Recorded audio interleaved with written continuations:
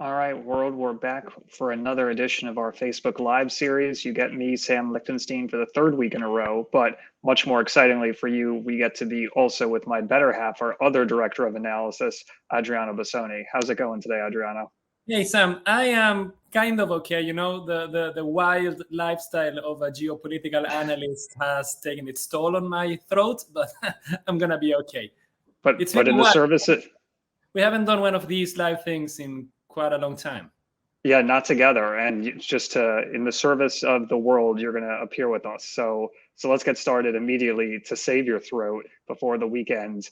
Let's talk French elections because obviously you are, in addition to being one of our director of analysis, you are also our lead European analyst with all of your expertise. So set the stage for us. Well, France holds its presidential elections in 2 rounds. In the first round, there's dozens of candidates, and then in the second round, the top 2 candidates face each other to see who is appointed president.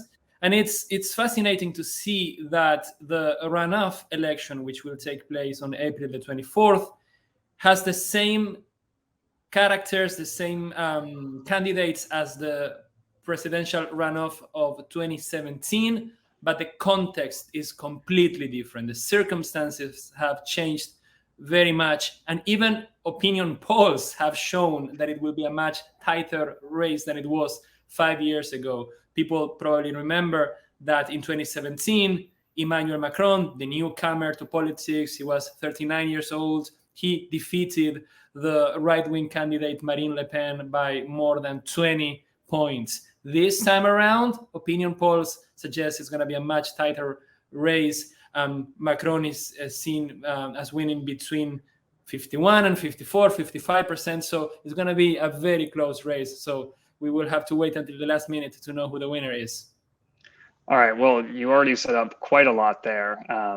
But let's break things down a little bit here. So who basically is no longer in the running? What parties, what people have already lost? Well, it was very interesting to see that the far left candidate, Jean-Luc Mélenchon, he performed very well. He got 22% of the vote. He was only a point behind Marine Le Pen, so he almost made it to the second round. And then it was also interesting to see that the mainstream, the traditional parties, were completely destroyed. And there's no other word to describe what happened. Both the conservative Republican Party and the center-left Socialist Party, they had a disastrous election. And the Republicans got below 5% of the vote. The Socialists were under 2% of the vote, which is crazy. It means that France's mainstream traditional political parties are no longer popular. And we have 3 different poles, one of them Macron being the center, but then the far left and the far right performing very well. So there is some degree of anti-establishment sentiment dominating the French political scene right now. Well, I mean, on another day, Adriano, if your throat was feeling better, I would ask to talk about what this means for France overall, because it's a huge idea that the mainstream parties were just absolutely decimated here. I can give you a quick answer. The quick answer is even if Macron, aka the establishment, the continuity candidate, wins, the fact that around 50% of the French electorate is willing to vote for the far right or the far left, it means that in the next election, or maybe in 10 years or in 15 years, at some point, there is a significant chance of a far right or far left president. All right, well, I'm not ready to confront that on a Friday. That's a little unnerving, but I will ask you this. So you have Mélenchon, who unfortunately for him is no longer in the race, but potentially fortunately for Macron, is he going to get Mélenchon's voters? Are they going to kind of hold their nose, as we would say, and vote for him? Are they going to stay home? Are they going to vote for Le Pen? How does that vote break down? That's a great question, Sam. Just this morning, I was looking at an opinion poll suggesting that around a third of people who voted for Mélenchon in the first round are going to vote for Macron, which is good news for him, whereas less than 20% of former Mélenchon voters will vote for Le Pen. The other 50 or so percent are still either undecided, or they will not vote, or they will cast a blank vote. It was very interesting to see that while the socialists and the Republicans, that's the traditional parties, both called their voters, the full 4 or 5 voters that they have to vote for Macron, Mélenchon, he said, not a single vote for Marine Le Pen. So he was very clear about his rejection of the far right, but he was not that comfortable with the idea of openly saying, let's vote for Macron. But to give some context to people watching us, Macron is right now is the continuity candidate. He is the current president. He's promising to continue this combination of improving France's business appeal, to attract foreign investment, to generate opportunities for domestic French companies, cutting some taxes here and there, while simultaneously pumping a lot of money into the economy. And this is the big difference. In 2017, Macron was kind of the pro-business, pro-deregulation candidate.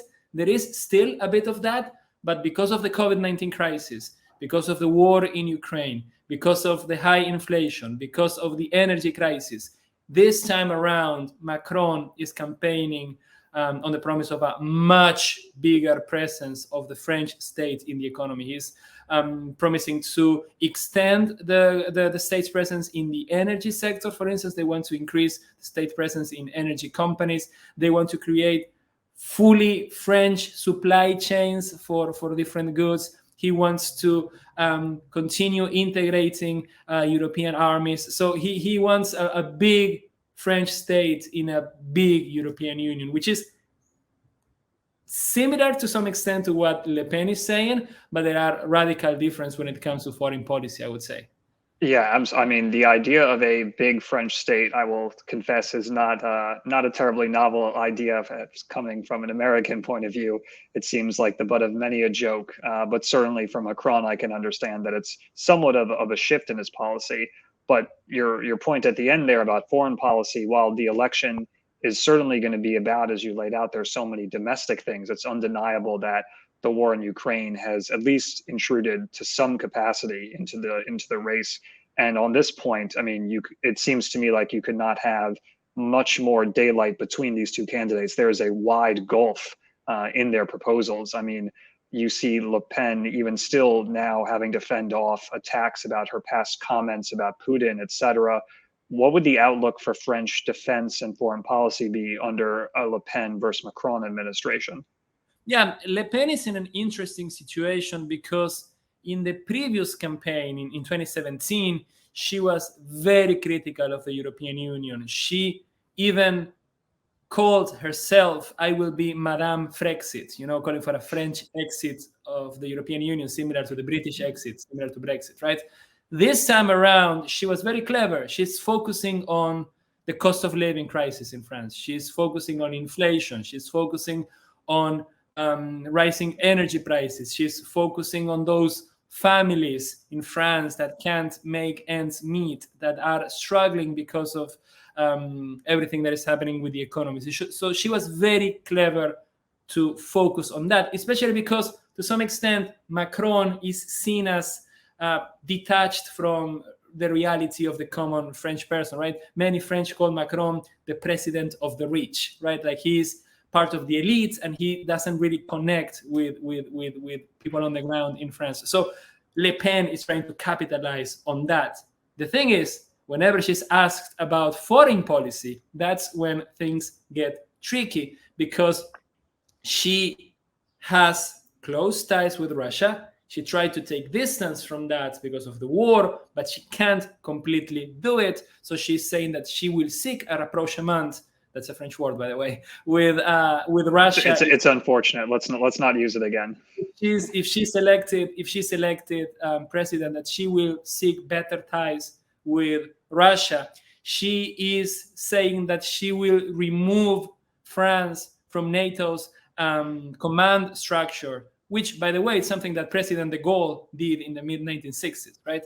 And while she is no longer campaigning on the idea of a Frexit, she knows that it's absolutely crazy to say that especially after what happened with Brexit, to say that a French exit from the EU. I was going to say, should we be thanking the British for basically giving us the bad example that nobody wants to emulate? So she's no longer campaigning on that, but she is still critical of the European Union. She's saying that she's going to try to change the European Union from within. And she said something quite strong. She said, I will keep a good relationship with Germany, but I will break this tradition of blindly following Germany's lead and always doing whatever Germany says, which, considering the history between these two countries, is a big deal.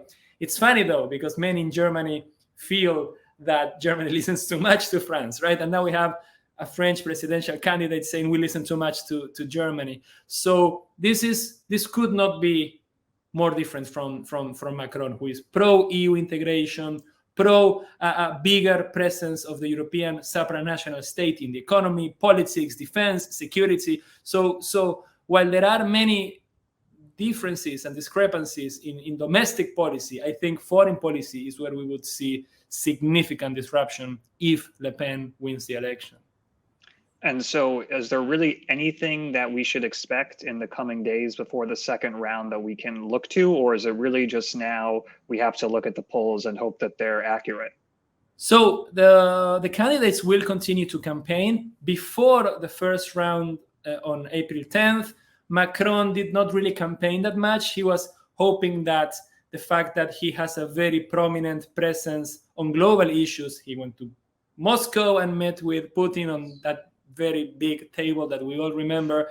He was a leading voice calling for sanctions against Russia. You know, he wanted to look presidential, and because it's something that Le Pen cannot really do. She has never been in an executive position.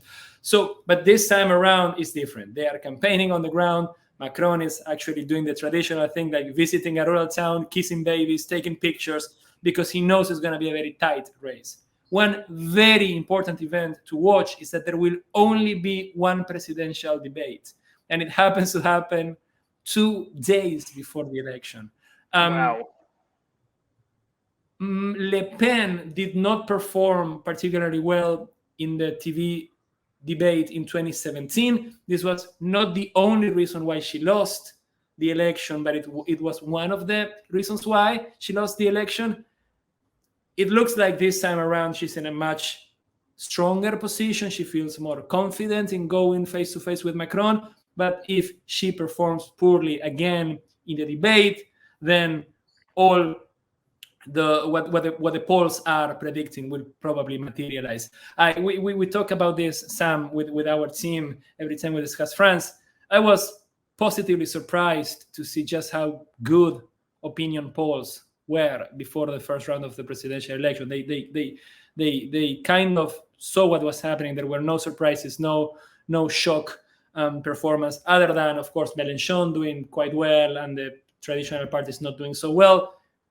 But what I'm trying to say with all of this is that unless something spectacular happens, polls which have been accurate in the past suggest that Macron will be re-elected. But maybe he completely drops the ball during the debate. Maybe he says something outrageous. Maybe something terrible happens. And to me, it's crazy that they are holding this key debate only 2 days before the vote.